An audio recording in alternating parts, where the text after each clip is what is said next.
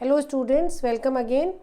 अपने AC bridges में inductance measurement के लिए डिस्कस किए जाने वाले ब्रिजेस की सीरीज़ में आज हम अपना नेक्स्ट ब्रिज डिस्कस करेंगे जो है ओन्स ब्रिज। ओन्स ब्रिज आपका इंडक्टेंस मेजरमेंट के लिए काम में आने वाला एक बेसिक सेटअप है और इसको याद रखने का आप ऐसे ध्यान रखिएगा कि हम जो हमारी अननोन कॉयल है उसको जनरली अगर इस आर्म में अटैच करते हैं तो मैक्सवेल ब्रिज में हमारा इस तरफ अपोजिट आर्म में आर और सी पैरेलल में थे, ठीक है। फिर उसका मॉडिफिकेशन किया हमने और हेज ब्रिज बनाया, तो यहाँ पे आर और सी सीरीज में थे।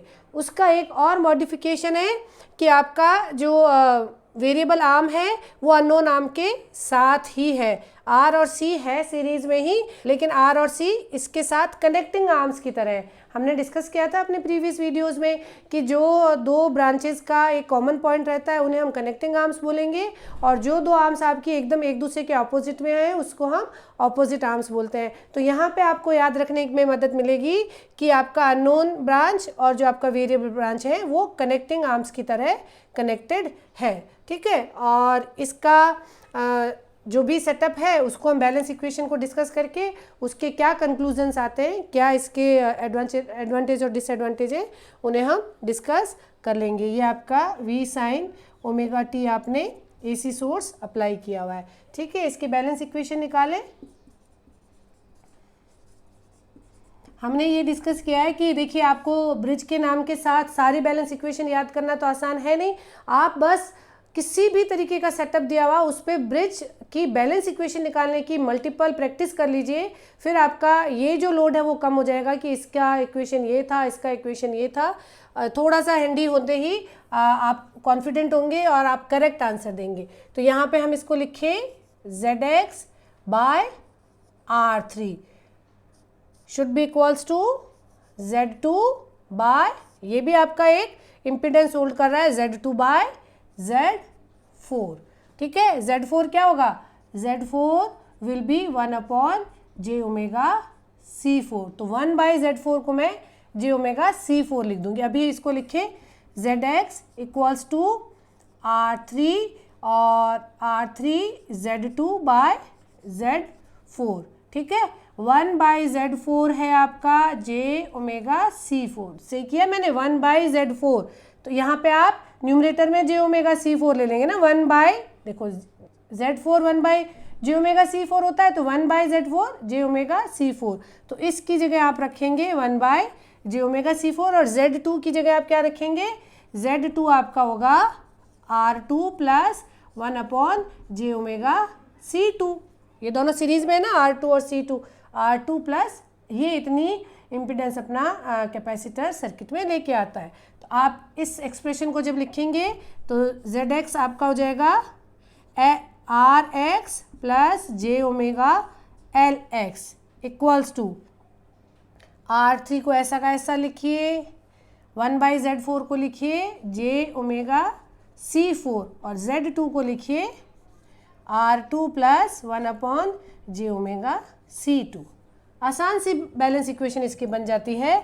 RX plus j omega LX equals to, ये हो गया आपका जे ओमेगा R2 R3 C4, है ना। ये वाला इससे मल्टीप्लाई हुआ तो जे omega R2 R3 C4 plus, आप अगर जे ओमेगा से जे ओमेगा को कैंसिल करेंगे तो ये आपका आ जाएगा R3 C4 बाय C2। ऐसे हो गया ना, जे ओमेगा ये R3 C4 और ये C2। अब आप इसके रियल और इमेजिनरी पार्ट्स को अगर इक्वल करेंगे तो RX क्या आ गया? RX equals to R3 C4 bye C2 और LX क्या आ गया? LX equals to R2 R3 C4, ठीक है। तो ये आपकी दो बैलेंस इक्वेशन आ गई है ओन्स ब्रिज की। ओन्स ब्रिज का जो सेलिएंट फीचर था उसका ये था कि इसकी जो बैलेंस इक्वेशंस होती है वो बहुत सिंपल है। यहाँ पे आप देखिए RX, अभी आपके वेरिएबल कंपोनेंट्स क्या हैं? R2 और C2। RX किसका फंक्शन है? RX फंक्शन है C2 का, ठीक है ना। RX किस पे डिपेंड कर रहा है? C2 पे, ठीक। और अगर Lx को देखें आपका C4 और R3 तो फिक्स है, C4 और R3, तो यहाँ पे आपका जो Lx है वो किस पे डिपेंड कर रहा है, या Lx को बैलेंस करने के लिए आप किसको मूव करेंगे, R2 को, है ना।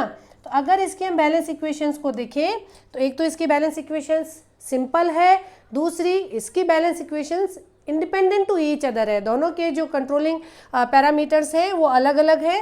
तो आप इनको ब्रिज को बैलेंस करना आपके लिए आसान हो जाता है। पहले C2 को आप मूव करेंगे, फिर वहाँ पे आपको एक 0 मिलेगा, तो उसी फिर आप R2 को अलग अलग, C2 और R2 को आप अलग अलग मूव करके बैलेंस कंडीशन लगाते हैं। तो अब दूसरा बैलेंस अचीव करने के लिए या दूसरी इक्वेशन को अचीव करने के लिए आपको वापस उसी कंपोनेंट को वेरी नहीं करना पड़ेगा।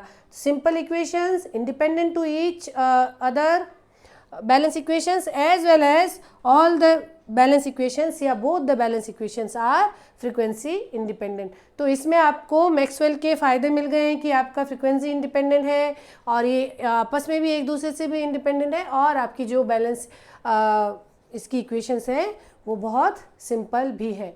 तो ये भी आपका एक हो गया है ओन्स ब्रिज, जो इंडक्टेंस मेजरमेंट की सीरीज़ में आपको इंक्लूड करना होगा। एक और ब्रिज है जो इंडक्टेंस मेजरमेंट के लिए काम में आता है, मैं उसका सेटअप बनाती हूँ और उसका हम डायरेक्ट जो है बैलेंस इक्वेशन लिख के उसके सेलिएंट फीचर्स को डिस्कस कर लेंगे, दैट इज़ एंडरसन ब्रिज।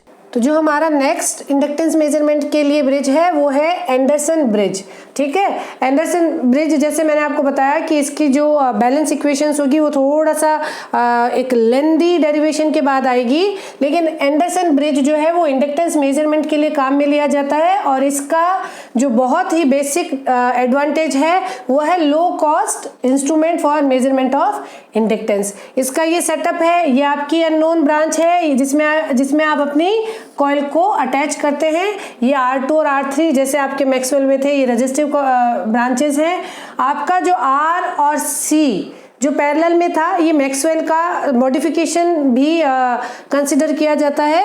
जो आपका R4 और C4 था पैरेलल में, उसकी जगह आपने यहाँ पे एक डेल्टा कॉम्बिनेशन ले लिया है, वेरिएबल कैपेसिटर को आपने रिप्लेस कर दिया है एक दूसरे वेरिएबल रेजिस्टेंस से, और फिक्स वैल्यू का कैपेसिटर आपने ले लिया है। हम सबको ये पता है कि अगर हम एक वेरिएबल कैपेसिटर परचेज करते हैं तो वो एक आपका हाई कॉस्ट का एलिमेंट है, और उस चीज को या उस एलिमेंट को रिमूव करके फिक्स वैल्यू का कैपेसिटर लगा दिया गया, दो वेरिएबल वैल्यू के रजिस्टर ले लिए, और हमने सर्किट की जो कॉस्ट है, जो कंस्ट्रक्शनल कॉस्ट है, उसे हमने रिड्यूस कर दी है। तो ये लो कॉस्ट मेजरमेंट सेटअप है for inductance measurement, AC bridge setup, ठीक। R5 और R4 आपकी दो वेरिएबल रजिस्टिव आर्म्स हैं, और ये आपका C3 एक फिक्स कैपेसिटिव आर्म है।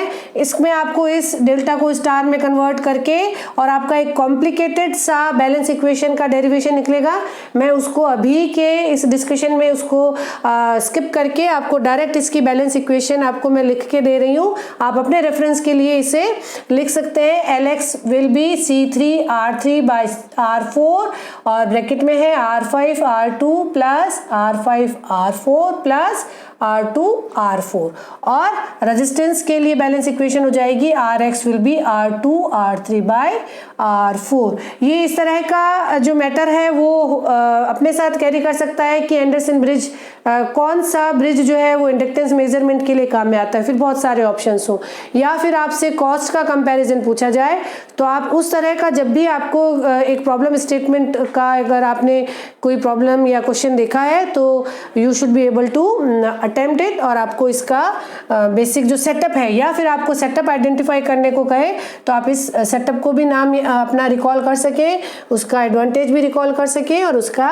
एप्लीकेशन भी रिकॉल कर सकें। तो अगर हम इस पे बेस्ड इसके सेलिएंट फीचर्स डिस्कस करें तो इसमें वेरिएबल कैपेसिटर नहीं यूज किया गया है, variable capacitor is not used, so the circuit cost has been reduced, ठीक है। इसके साथ आप लो कॉस्ट इंस्ट्रूमेंट लिख सकते हैं।